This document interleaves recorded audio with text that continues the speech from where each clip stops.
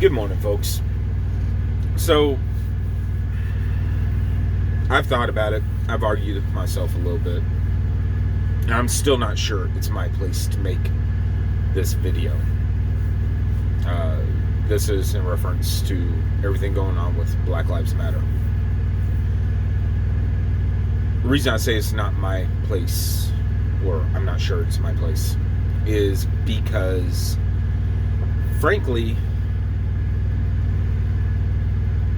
I only academically know what is going on and how it is to be black. I'm obviously white, straight white male in America. I am white privilege all down, up and down the line. There's nothing holding me back except for myself, which is almost polar opposite to what your typical black person experiences. But I decided to make this video because at this point, if you are an innocent bystander, you're part of the problem.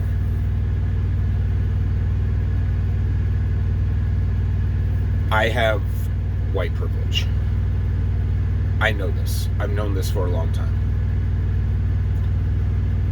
I need to use that to educate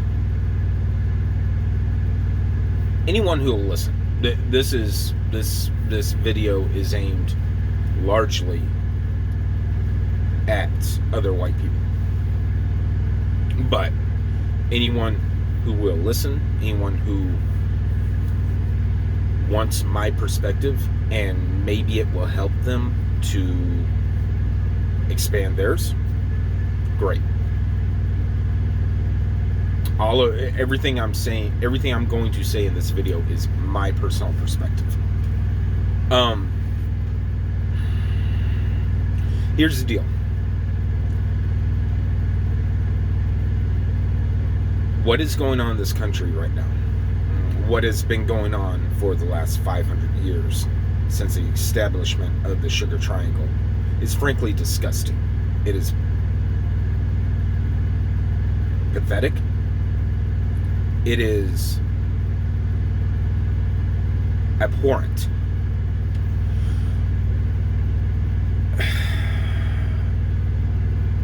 I've been watching a lot of black creators' YouTube videos to see what their perspective is. Educating myself. And I have found that most of them have been pretty much eloquent, professional, and a lot of that is probably just their way of doing things, but it's also kind of because if they rage, scream, shout, they're just going to be shoved off to the side and nobody's going to pay any attention to what they have to say. He's just pissed off, whatever. You know what? White privilege. This shit is fucking stupid. We need to get our crap together. We should have gotten it together 500 years ago. This should have never been a thing. All right, fine. We had Sugar Triangle, and previous generations had slavery. Okay. Disgusting, but fine. I don't have a time machine. Can't do anything about it. Then we finally got rid of slavery. Got rid of. Okay. Hey, let's install the 13th Amendment. Backdoor. Jim Crow laws. Segregation. Things ostensibly got better with the civil rights movement. No, they didn't. It just got shoved under the rug. And now it's coming back. Thanks to social media. Thanks to nationalized coverages. Everyone who was ignorant about this stuff, and I was very much ignorant about this stuff, should have had their eyes open in '92 with Rodney King. We didn't. We thought, or I thought, I live in communities that have a lot of black presence. I hang out with black people all the time. I'm not seeing any of this. No one's ever saying anything to me. Maybe that was an isolated incident. I don't know. Stupid. Me. Stupid. Then, with Facebook, Twitter, etc., we start seeing all these reports. George Floyd is simply one of the latest. I can't even keep track of who the latest is.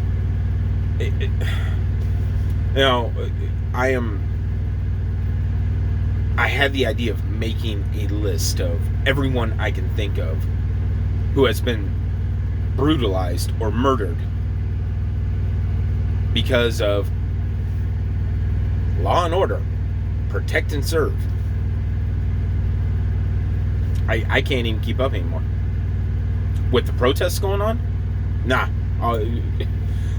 It's gone completely off the rails. What should be a voice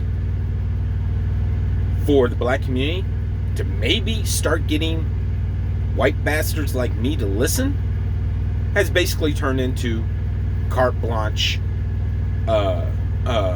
excuse for police, militarized police, National Guard, etc., to just start beating shit out of anybody they want to.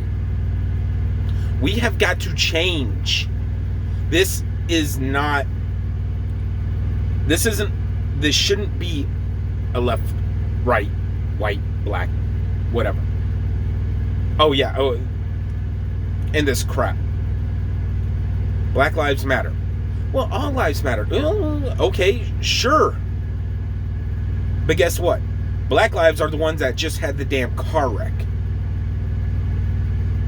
They're the ones who need the help.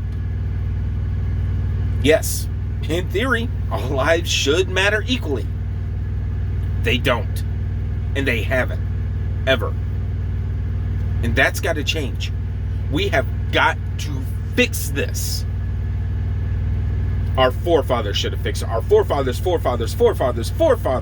should have fixed this. They didn't.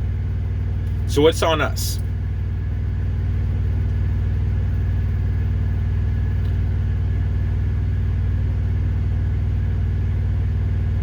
I'm just about 40 years old. My time has passed. I'm perfectly cool with that. I actually had to think and remember how old I was. It's another day of the week for me. I don't care. My point being, though, is it is going to take all those millennials that we talk shit about who can't get around without texting and everything. It's going to take them. And they need to stand up. We need to stand up. Everyone needs to stand up.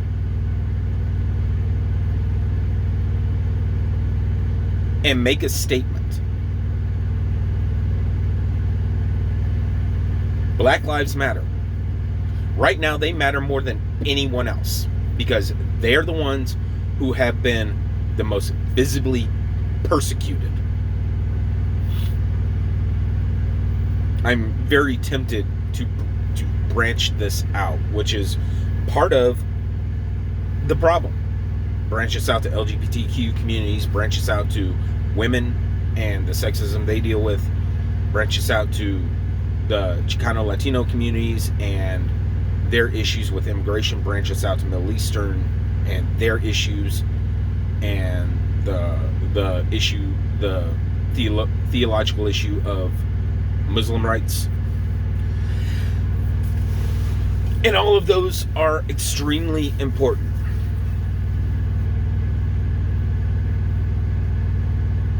And I get when people say all lives matter because a lot of them are probably concerned about all of those as well as this. Well, you know what? People aren't being murdered in the streets. in broad daylight by our supposed protectors for being a woman or LGBTQ or, to a lesser extent, Latino, Chicano, or Muslim.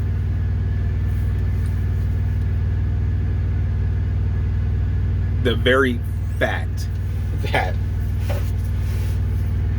cops in broad daylight, in front of it, with their own body cams on, feel empowered and feel they have the right to kneel on someone's neck for 7 minutes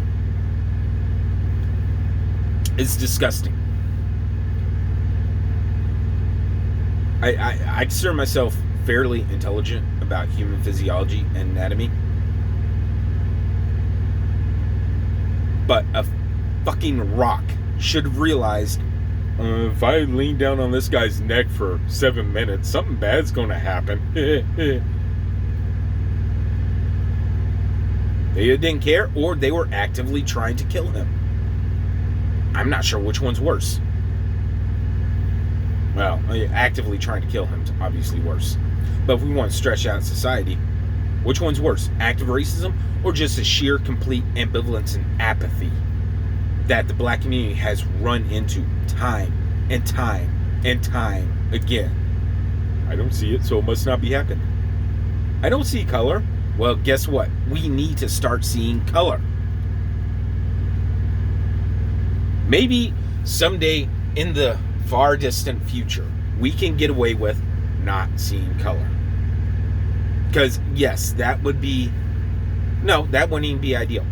Here, society shouldn't see color. Us, as people, we should. We need to see color. We need to celebrate the diversity. We need to see color, we need to see gender, we need to see religion, we need to see socioeconomic standard, and we need to celebrate all of it. But for the purposes of this video, we have got to celebrate black color. And we should be all along. The culture, the people, and we need to do everything we can as white people to ally, to assist, to step up and stand beside our black brothers and sisters and let them know we are there for them. Not only just let them know, let the world know we are here. We will not stand for this anymore because we have stood aside way too long.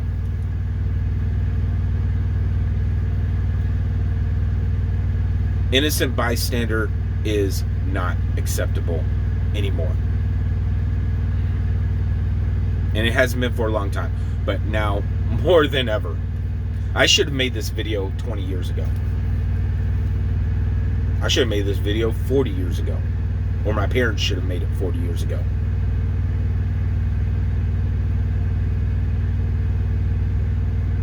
We cannot stand aside. It is on us to educate ourselves, to stand up, to figure out what we need to do, and to do it. Every situation is going to be slightly different, but there are two things that are across the board. Educate yourself and be proactive. Don't wait for someone to ask you. Don't wait for anyone to say, hey, this is what I think you should do. Because every situation is different. You have got to educate yourself. You've got to stand up, and you have got to get out there and figure out what to do.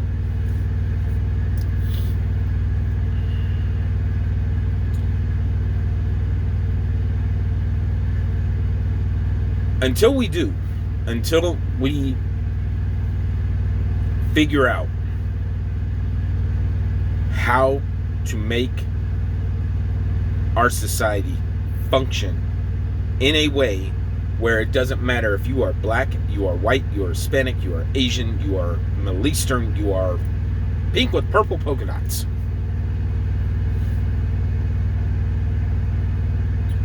We have got to stand, and we have got to stay standing. We cannot say, okay, good, we've had all our protests, and people know now, so I can go sit back down in my corner, and it'll be all right. No. This needs to keep going. Even after protests die out, even after everybody gets back to work, even after, after it's been a few months since another black man has been murdered, or a black woman has been murdered in the street.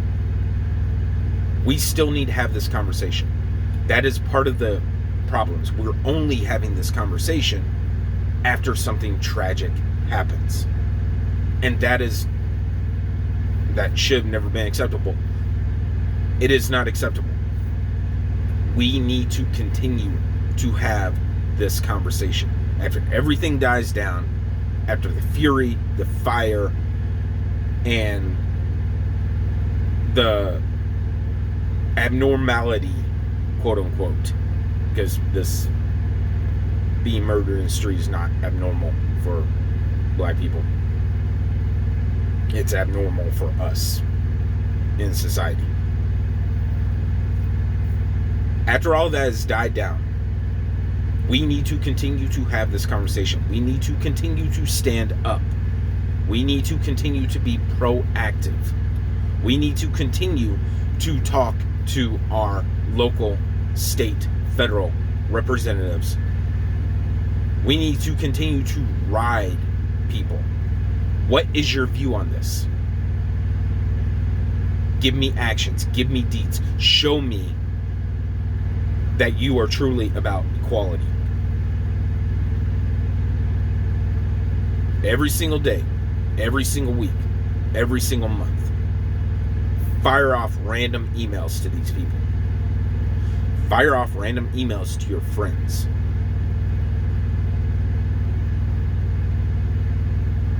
Make a stand. Make a difference. Now, a week from now, a month from now, a year from now, a decade from now. Until this is done. And when you can walk up to any random black person in the street and no. You know what? No. When any random black person can walk down the street in a nicer neighborhood wearing a mask because of the latest pandemic, and they don't get a second look, or they don't get assumed by police or by some Karen or whomever that they might be up to no, I don't know, maybe I should check them out. When a black person get into an elevator with someone else and they don't clench their purse or their belongings a little bit closer and edge away. When a black person has every single opportunity that I do, based solely on their ability to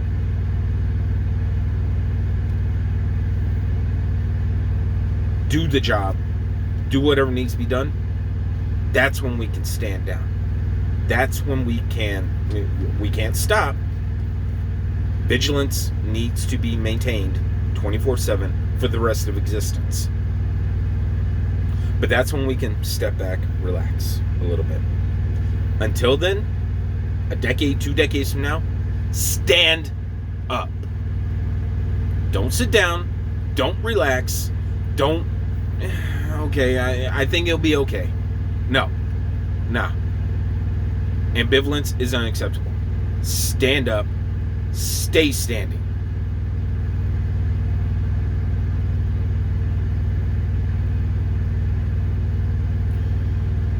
Final thought. Or final statement. And I apologize if this sounds like it generalizes. It doesn't. I'm not intending to. But to all my black brothers and sisters, I am here. I'm going to continue to be here. I'm going to continue to educate myself to the best of my ability. If you see anything wrong in this video, anything you disagree with, anything that offends you, speak up. Tell me. If I'm going down the wrong track, let me know. My goal is to be here. My goal is to talk to, with, at elected officials and make sure we start societal changes at the grassroots level. My goal is to listen, to learn, to be the best human I can be, and to use my genetics, my white privilege, to help you in any way I can.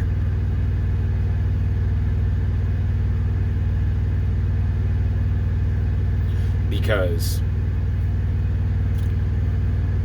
thank you, genetics. I appreciate you. I am in that position, and I have got to use it. We all have to use it. But for me personally, I've got to use it. Okay. I'm shutting this video down. No edits. You're getting first cut. Comments are open. Talk to me.